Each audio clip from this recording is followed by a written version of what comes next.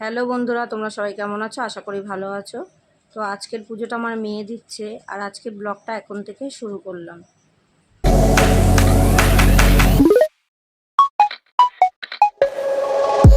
আজকে বৃহস্পতিবার ছিল, তাই বললাম মেয়েকে তুই আজকে পুজোটা দে, আমি রান্নাটা করি। তো আমার দেরি হয়ে যাচ্ছে বলে ওকে পুজোটা দিতে বললাম। আর আমি এদিকে আজকে রান্না করবো, বাবা চিংড়ি মাছ এনেছে, অনেক দিন ধরে খেতে চাইছিল। জানো তোমরা সবাই আমার মেয়ে চিংড়ি মাছ খেতে খুব ভালোবাসে। আর এটা পাশের বাড়ির এক গাছ দিয়ে আম পড়েছে, তাই রেখেছি, কাটবো খাবো বলে।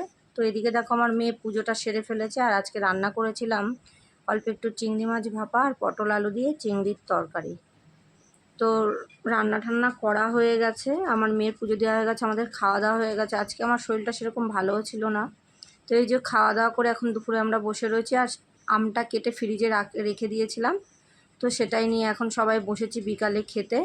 তো গাছ পাকা আম একটু টক টক লাগছে, তো বিট নুন দিয়ে খেয়েছি, খুবই ভালো লাগছে। আমার মেয়ে বলছে খুবই টক, আমি বলছি না না, সব এটা গাছ পাকা আম, অতটা টক হয় না। তো আর এটা পুজো দিয়েছিল মেয়ে, সেই প্রসাদ।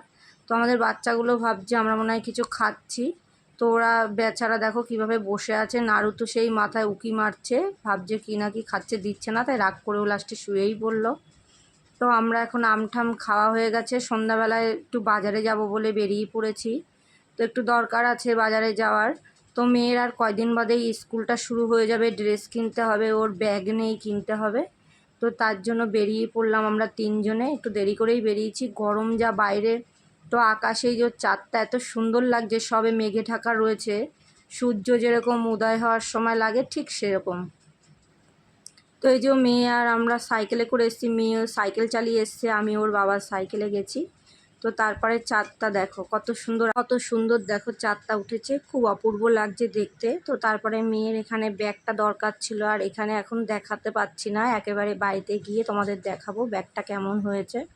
তো এখান দিয়ে ব্যাগ কিনে আর বাজারে তো যায়নি, বলা হলো যে দোকানেই রাখতে, টাকাটা দিয়ে আসা হয়েছে। আর এখন এই যে মেয়ের ড্রেসের দোকানে চলে এসেছি।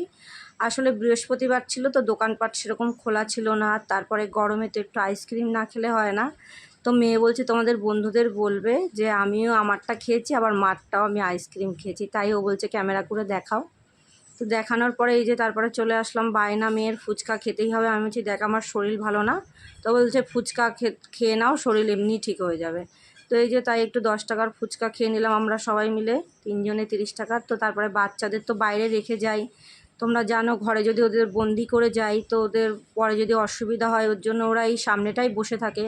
তো আমরা চেষ্টা করি তাড়াতাড়ি বাড়ি চলে আসি, ওদের রেখে বেশিক্ষণ বাইরে থাকতেও ভালো লাগে না। তো তারপরে এই যে আমরা ঢুকলাম, আর এই যে মেয়ের স্কুলের কলারওয়ালা এরকম চুড়িদার কিনতে বলেছে।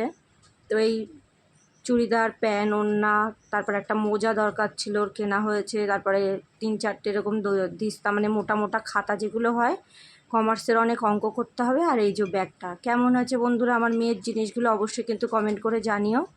আমার মেয়ে বলেছে যে তোমাদের বন্ধুদেরকে জিজ্ঞাসা করবা, তাহলে আমি খুব আনন্দ পাবো, কেমন হয়েছে জানিও। তো এদিকে আমার মেয়ে এখানে বসে নাড়ুর সাথে একটু খুনসুটি করছে। আর আজকের ভিডিওটা আমি এখানেই শেষ করলাম। যদি তোমাদের ভালো লাগে অবশ্যই একটা লাইক করো, কমেন্ট করে জানিও। আর তোমরা সুস্থ থেকেও, ভালো থেকেও, দেখা হচ্ছে পরবর্তী একটা কোনো ভিডিওর সাথে। ও আর একটা কথা বন্ধুরা, আমি আর মেয়ে যে ভিডিওগুলো করি তোমাদের কেমন লাগে অবশ্যই কিন্তু কমেন্ট করে জানিও।